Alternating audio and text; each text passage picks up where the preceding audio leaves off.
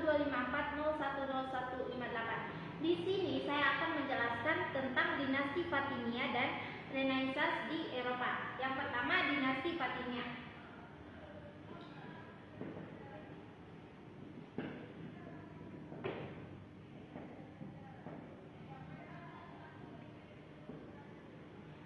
Nah, dinasti Fatimiyah adalah dinasti Syiah Ismailiyah yang berdiri tahun 909 Masehi di Afrika Utara.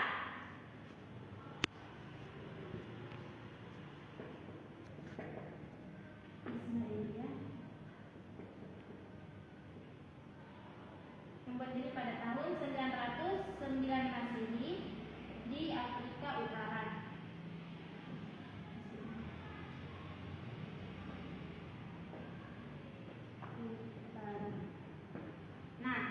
Yang berdiri pada tahun 909 Masehi di Afrika Utara. Dinasti ini muncul sebagai reaksi atas dominasi Abbasiyah karena kelompok Syiah merasa tidak mendapat tempat dalam pemerintahan. Nah, gerakan mereka dimulai dari dakwah rahasia di Afrika Utara. Nah, dakwah rahasia.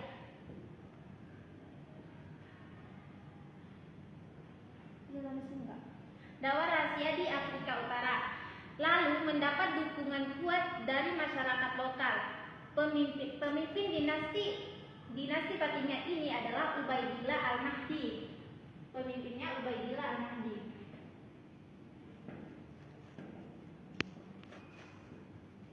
Ubaidillah Al-Mahdi. Pemimpinnya yaitu Ubaidillah Al-Mahdi yang mengklaim sebagai keturunannya Fatimah Az-Zahra. Fatimah Az-Zahra. Fatimah Az-Zahra. Yang mengklaim sebagai keturunannya Fatimah Az-Zahra. Sehingga dinasti ini dinamakan dinasti Fatimiyah. Nah, dinasti Fatimiyah ini berkembang menjadi kekuatan politik besar dan berhasil menaklukkan Mesir pada tahun 969 Masehi. Mesir pada tahun 969 Masehi. Nah, kemudian membangun kota Kairo.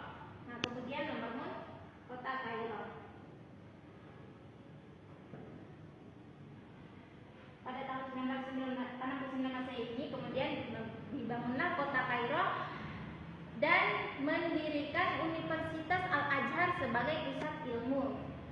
Nah, terus mendirikan Universitas Al-Azhar sebagai pusat ilmu.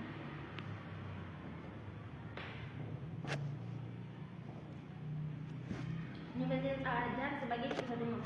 Nah, pada masa Khalifah Al-Mu'izz dan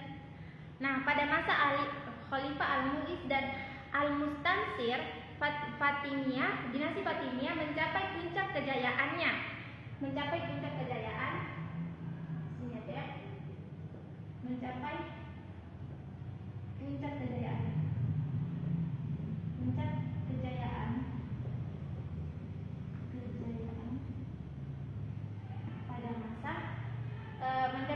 kejayaan pada masa kekhalifahan Al-Mu'izz dan Al-Mustansir. Masa Khalifah Al-Mu'izz dan Al-Mustansir.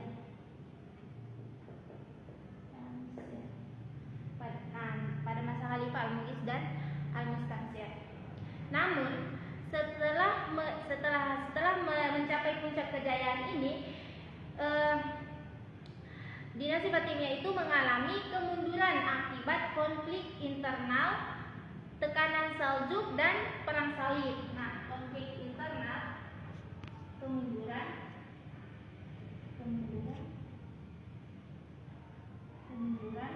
yaitu konflik internal,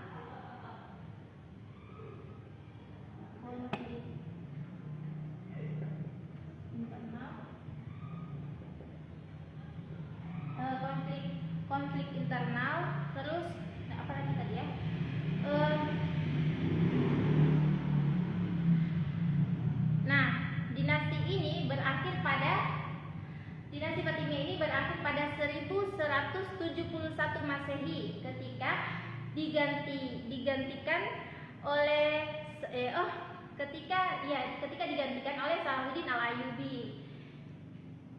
Nah, berakhir pada 1100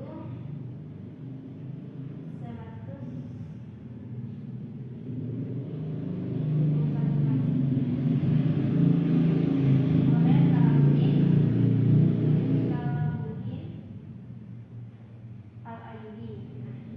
Al-Ayyubi.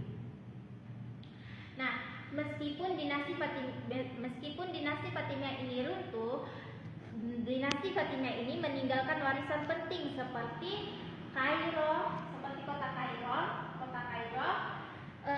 terus Al-Azhar, seni instruktur kota Kairo, Al-Azhar, terus ada lagi seni instruktur.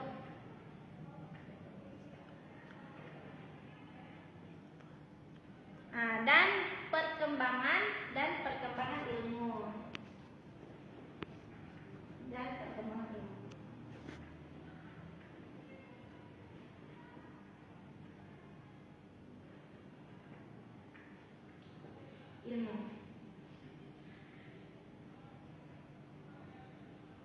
Nah, yang kedua, masuk ke materi yang kedua, yaitu Renaissance di Eropa. Nah, hapus dulu. Di Eropa.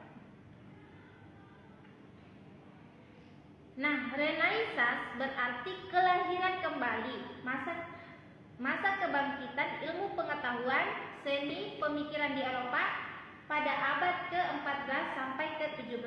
Jadi Renaissance adalah kelahiran kembali. Kelahiran kembali.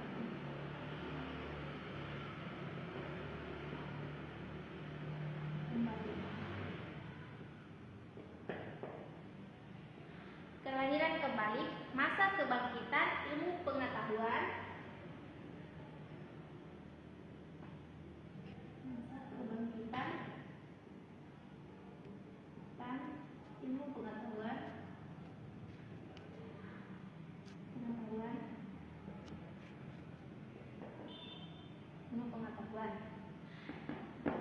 seni dan pemikiran di Eropa pada abad ke-14 sampai ke-17. Nah, pada abad ke-14 sampai 17. Nah, abad ke-14 sampai 17. Kebangkitan ini terjadi setelah Eropa menemukan jalur laut baru.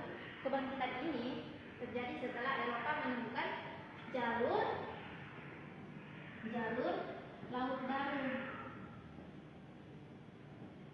Nah, setelah Eropa menemukan jalur laut baru, sampai seperti Columbus yang menemukan Amerika dan Vasco da Gama yang menemukan jalur ke India.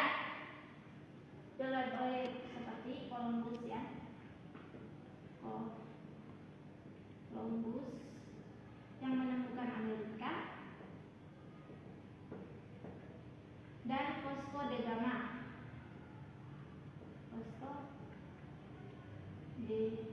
Vasco da Gama ya. Da Gama yang menemukan jalur ke India. Nah, Vasco da Gama yang menemukan jalur ke India. Nah, hal ini membuat ekonomi Eropa maju pesat dan mereka tidak lagi bergantung pada perdagangan dunia Islam. Nah, hal ini Eropa maju pesat.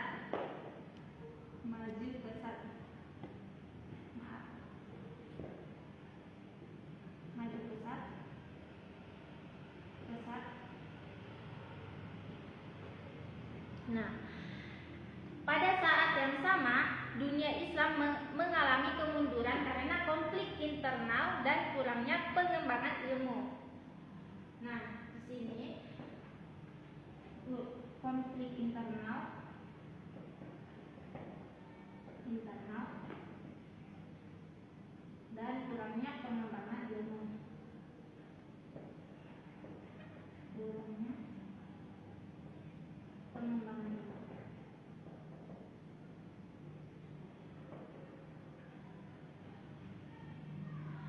Nah, padahal sebelumnya ilmu pengetahuan Islam lah yang membuat Eropa memasuki masa Renaissance.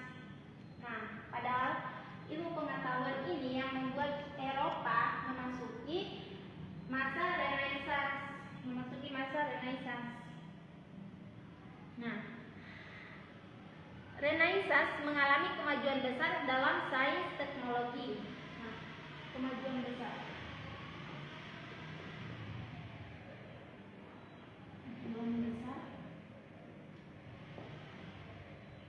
dalam sains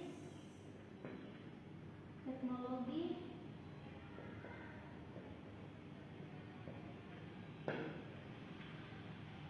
kemajuan besar dalam sains, teknologi, seni dan melahirkan kekuatan kolonial Eropa. Seni belum ditulis.